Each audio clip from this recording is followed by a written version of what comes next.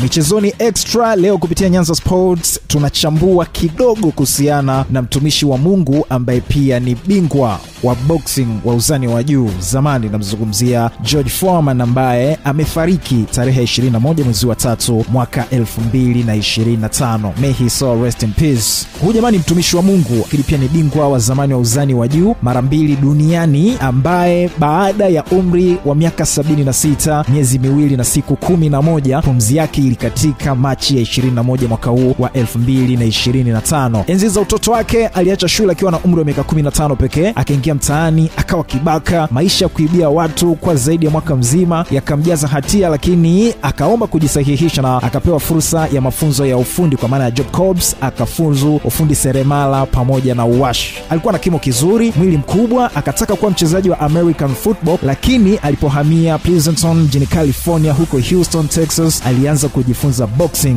Mchezo ukamteka, akawa mtu mbaya kwenye ngumi zito za ajabu, na Olympic ya mwaka 1968 akatoa medali ya dhahabu kule nchini Mexico, na ilikuwa zama za amateur. Ni Big George ambaye ameshinda mapambano 40 mfululizo professional boxing, ikiwemo kumtwanga Joe Frazier smoking round ya pili pale Kingston, Jamaica, ilikuwa mwaka 1973. Lakini pia ni yeye ambaye aliyafanya macho ya ulimwengu yaelekee Zaire, kwa sasa DRC, ambako alichapana na the greatest Muhammad Ali mwaka 1974, pambano la Rumble in the Jungle pale Kinshasa, na Muhammad Ali alishinda kwa KO raundi ya 8, ikiwa pambano la kwanza kwa Big George kupoteza. What a sad moment. Lakini Machi 1977 Big George alitangaza kuokoka na kustaafu boxing, na mwaka 1980 akafuzu mafunzo ya uchungaji, akafungua kanisa, na 1987 alirejea tena ulingoni baada ya kuwa nje kwa muongo mzima. Alirejea ulingoni na kuendelea na ndondi, lakini mpaka mwaka 1994 aliposhinda tena ubingwa wa dunia alipomchapa Michael Moore